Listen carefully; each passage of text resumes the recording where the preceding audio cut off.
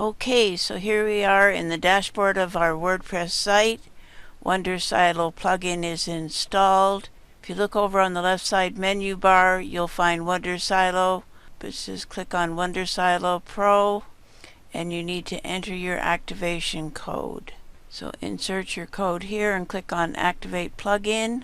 Plugin activated, and here is your WonderSilo setup. We're in our WordPress dashboard and WonderSilo Pro settings, and we need to create a YouTube API key. If you click on this little link here, it takes you to console.developers.google.com APIs, enable APIs and services. And you're going to just look for YouTube, and it gives you 4 different options. Click on the YouTube Data API version 3 and then click on Enable, and over to the right here and click on Create Credentials.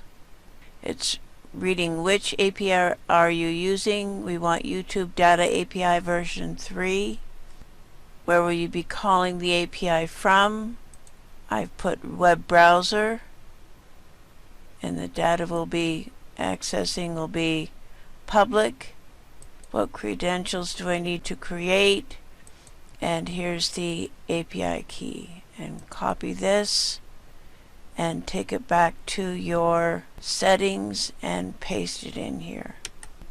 And I put everything in Evernote.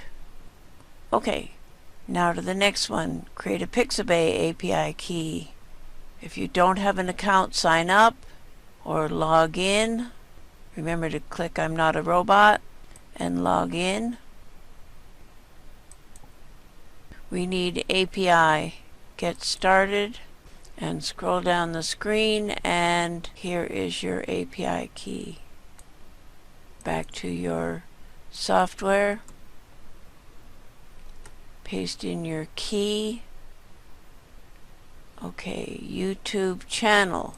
We need to go to YouTube, your channel. You need just the letters between the last / and the question mark. So just copy this code and take it back to your settings. Paste your channel key in here, and you can use short video description or long video description. And if you have an account with Spin Rewriter, you're going to enter your Spin Rewriter name here. Log in. And if you look across the menu here, it's got a tab for API, and then you just copy the API key from here and paste it in your software. You can select the confidence level. I put medium. You set whatever you wish, and check other options, and again just check whichever you wish. And if you have protected terms, you'll paste those in there and then click on Save.